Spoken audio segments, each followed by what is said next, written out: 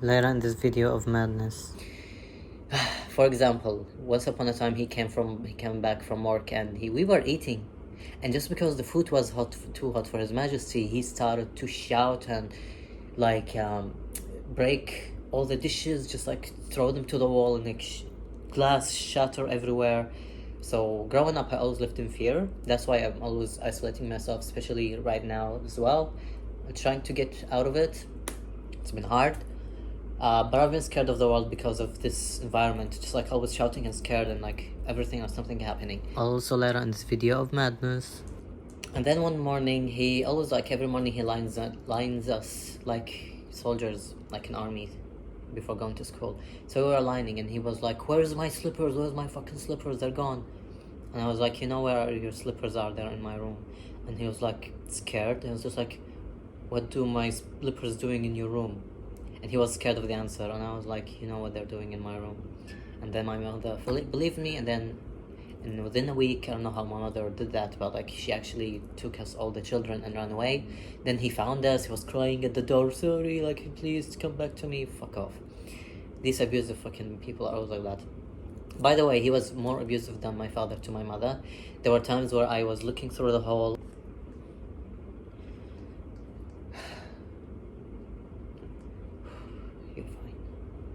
You're fine. Accept what you're feeling, you'll be fine. Okay, what's up, baby? Welcome to another hot day with Yokoshima. Excuse me while I bore you with another episode of my chest. I just really want to get done with this, all these memories. I just want to put them out there. Okay, so today's episode will be about my stepfather. A little bit about my father, because my father as well, I know so very little of him, so he's not gonna take so much space from this video. So let me start with him. My father was a very unpleasant man. He was like a very racist. He hated people, he hated himself. He was a very angry man. I was always scared of sitting next to him. He always beat my mother. He always just in general hates women. Like he always beat his daughters and wives, and he was very unpleasant man. And he actually married my mother when she was only 13 years old. He had two wives. So he first married a Korean, my Korean stepmother. You can find my previous episode that's talking about my Korean stepsisters from hell. I talk a little about her. Anyhow, so his first wife was, excuse me, ginger tea to smooth in my throat. Yes, so his first wife was Korean, and then he married my mother from his own blood, actually. It's a long story, but so my family is an Al Musawi family, and it's very common for them to marry each other because our bloodline is very, very, like, say, sacred bloodline. I'm gonna talk about it in another episode, but I've come from, like, literally my greatest grandfather is the Prophet himself. Anyway, so he married my mother when she was only 13. My mother was actually an orphan, so he went to Persia to meet his uncle, and then he met her. She was only 13. He said that she was playing hide and seek, and he thought that she was flirting with him, which was sickening. So he married her, and then he brought her to Kuwait just to punish her, basically. He was very unpleasant. His family also hated her in Kuwait. Yes, anyway, I don't want to say the country, but there they go. And yeah, so he brought her to Kuwait, and he was basically beating her for a living. She was an illiterate, so she, like, no education, no job. She just like was a housewife, always cried, always sobbed, always beaten. Even like I remember once upon a time she was crying because the person who took care of her in Persia died, and because she was feeling weak and scared, my father even made her even feel worse about it. He was beating her in a corner, and then when he left, my mother was like so mentally, I don't know, she's still sane for some reason, somehow.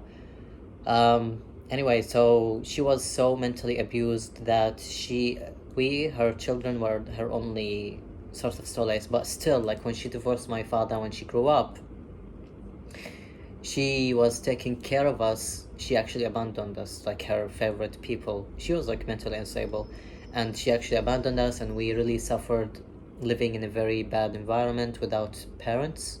Like my whole life I lived without parents. That's why like when I grew up, I always like, I remember like one of my first YouTube videos which I deleted, I said something like, who needs family, who needs parents? I was so like mentally disturbed myself for like obvious reasons. Anyhow, so I'm a different person right now. And anyway, so what do I want to say? Brain freeze as always when I recall trauma. Yes, my stepfather from hell. So after my father divorced, my stepfather was worse. My stepfather also beaten my mother. At least he gave her some love, but he was like, if he got scared, he was even worse than my father. For example, once upon a time he came back from work, and we were eating, and just because the food was too hot for His Majesty, he started to shout and like break all the dishes, just like throw them to the wall, and like glass shatter everywhere. So growing up, I always lived in fear. That's why I'm always isolating myself, especially right now as well. I'm trying to get out of it. It's been hard. But I've been scared of the world because of this environment, just like always shouting and scared and like everything or something happening. So let me tell you the story of my stepfather, why I also have left my faith. Stop believing in a God. So I felt really special. Like growing up, I always felt like I was special with God, and He loved me so much, and He would take care of me. And then my stepfather, when I was 13, so living with my stepfather, I was the only one wearing the hijab thing because he was a stranger. So everybody was just like, for example, like we came back from school and it was already hot, and at home it was hot, and I always was wearing this 24/7. So that's another reason why I really, really hate the fucking hijab. Anyway, so I grew up as a female. I'm a transgender, but that's another story. But I've always known that I was a male. Just like for somebody here who thinks that I actually changed gender because I'm a girl, because like I had trauma as a girl, has nothing to do with it. I've always been a man. I would rather suffer as who I really am, and opposed to living as somebody I'm not. Period. Anyway, so I wanted to say that because of this hijab thing, and because my stepfather, when I was 13, he was raping me every night, which explains this tattoo, raped, because I used to self-harm a lot because of it. So when I read this, I just felt better. It's like I took this mental pain and put it in the physical pain. So brain freeze. I was raped when I was 13, and I used to keep it for myself because my little sister was sleeping in the same room, and I rather to take the pain for me rather than she sees it, because she was young and didn't understand that. I didn't want her to feel scared. I hope that she actually didn't know and would remember. She was really young. So I was in the toilet, and I was muffled my cry, and I just like go back and forth in pain, and I'm like, God, please kill him. God, please take him. I was in so much pain. God never did anything because nobody's fucking watching. And then I told my mother, I never, like, growing up, my mother was a stranger to me. And I was scared of her, like, literally in such a way that when I talked to her, I would stutter a lot. My throat would dry to a point still right now I can't talk to her. I got tough-tied with her right now. Anyway, so even like when I talk to her, like, I literally be like scared of her. So I went to her and I was like, how can I put this? I really should put this, because I knew that if he continued, I would get pregnant. But I was scared to tell her that because she was, in her mind, like expecting me not to know that. Like, I was young. I was wearing the fucking hijab since I was 9. Anyway, so to her, I wasn't supposed to know these kind of things. Anyway, I had to tell her, of course. So I told her, hey, your stepfather raping me every night. I was scared. I had nobody to talk to. Nobody, no friends, nobody. So I told her that, and then she couldn't believe me. She called me a slut. And then she told me, I feel dizzy. And then the next day she comes to me and tells me like, hey, he was drunk, he didn't mean it, whatever.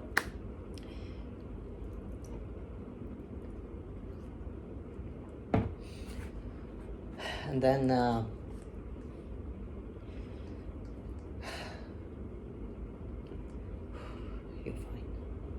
you're fine. Accept what you're feeling, you'll be fine. Okay, and then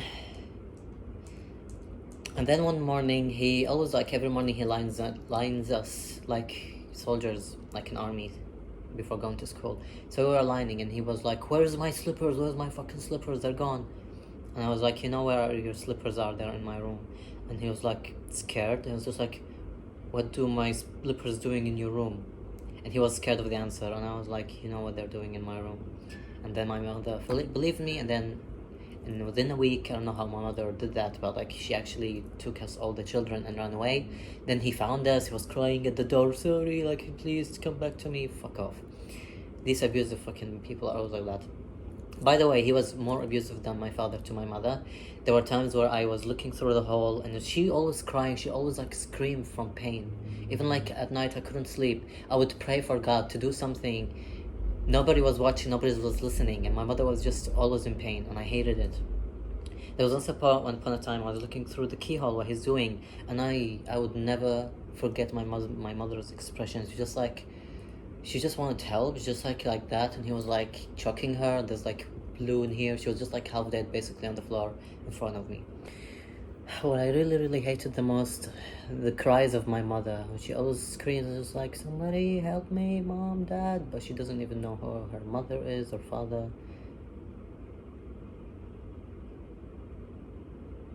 She doesn't know anybody. There's nobody to help her. There was never anybody to hear her.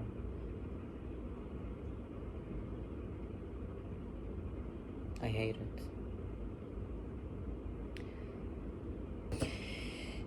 And before that, actually, there was once upon a time something else happened. The biggest happenstance why I stopped believing in God. Once upon a time, what's the word? He was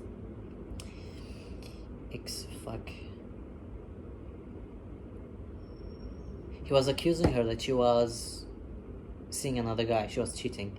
And he was like, because you cheated with your husband with me, because like that's why my mother and father divorced. She was cheating with another man. She wanted to find love with another man, the stepfather. So they divorced. Actually, my father was also so mad about her cheating that my mother also wore this, right? He would take her from the hair and just like he beat her so hard, and he went like around the neighborhood, like treating her like an animal for it, in front of everybody else in public.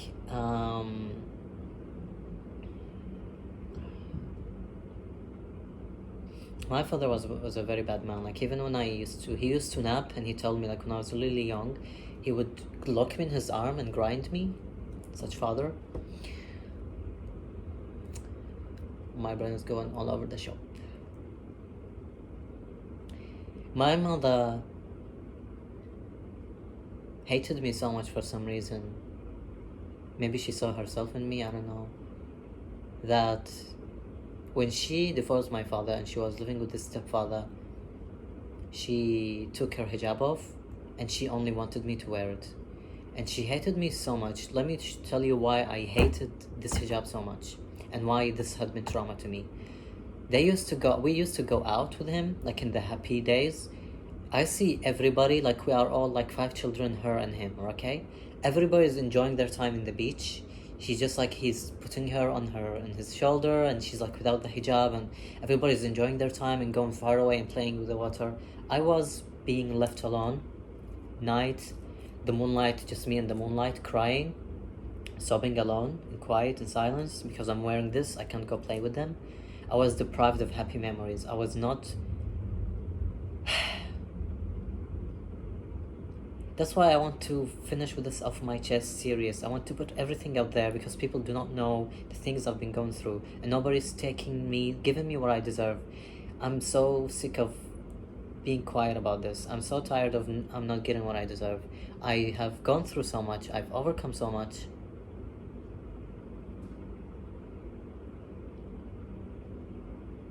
Anyway, my stepfather from hell. So, yeah, sorry, I forgot. Yeah, the incident that made me not believe in God anymore. So he was accusing her that she was cheating, and my stepfather, and she was crying. So he brought my older brother, and he was beating him with the belt, and my brother was just like standing and crying in pain. My big brother has gone through so much that right now he's mentally not well. He's mentally unstable. He's a crazy person right now. It really hurts me, because I remember the time when we were really young and smiling and we played, and right now he's just grown up to be a crazy man because of these men. My brother was always like isolated in his room. He always like broke the walls and talked to himself and laughed to himself and just smoking. And he always like slept alone, and like when we go to his room you can find always cigarettes, and it's just so sad and dark. He never went out anymore. Anyway, my stepfather was beating him with a belt and she was crying, and I was the eldest one after my big brother, so I wanted to do something about it. God was not there. I went to the kitchen, I grabbed a knife. I couldn't gladly, I guess. There was the door and it was locked between me and what's going on inside. I grabbed a knife. I was a child. Can you imagine like how a child becomes so mentally effed to a point that they think of it. They grab a knife and just like, I'm so done with pain. So I grabbed a knife, I went there, I was just like, open the door. I really wanted to do something, defend my family. My smallest, youngest brother was looking at me and crying, and I think because of him, because I was holding a knife in his eyes, I could not do it. So the knife fell down from me. He opened the door and he saw what was going on, and he got scared. And then he told, what are you doing? I told him, like, if you're not gonna go out, I'm gonna call my father. This is how bad it was. That I told him I'm gonna call my father to come help, although I know my father would not. We just needed help. This broken poor family that was abandoned by the world. But he got so scared to a point he left. He left for so long, then he came back again, but at least he left. And that was when I realized there's nobody watching. Because if there's a God, which kind of disturbing God would write the fate for a child to hold a knife? I was a child. I could not understand this kind of things. For somebody who's taking care of his slaves, for his humans and slaves, in Arabic we call them ibad. Why would he make a child go through this mental trauma, right? He was so special to me. I felt so betrayed and hurt. That's why I put the Japanese tattoo kami here, because I've been the god of myself. I've always made my own luck. I then escaped that life, came to Australia by myself, gave myself my own name, and from then on I've always been my own god, and own luck giver, own luck fate maker. But yeah, that's the story so far. That's what I remember. The story of my stepfather from hell. I'm not sure what the other episode is going to be about. Could be, I'm just trying to finish one thing at a time from the age I grew up. It feels good somehow. Anyway, maybe the next episode would be about, I don't know. Seeing a pigeon means prosperity and peace. And I know that I can get this. And I see a pigeon right now, a symbol of happiness. I'm a happy person still, despite everything. I'm very grateful and very happy. I lead a very healthy life, eating wise, working out, exercising every day. That's why I will tell people to come follow my Instagram, because literally my highlights, they have to do with inspirational things. My blogs on my website as well, inspirational things. And that's why I always feel like I don't get what I deserve. But I will. I'll bring it to me, and I will never give up. So yes, to a better future. I'm already living the better future, but the future can always be better and better, because right now I'm struggling with self-isolating. But watch me change. I will change. I will. I've changed so much. I've changed a lot, and I can keep changing, and I can't wait for it. To a better future.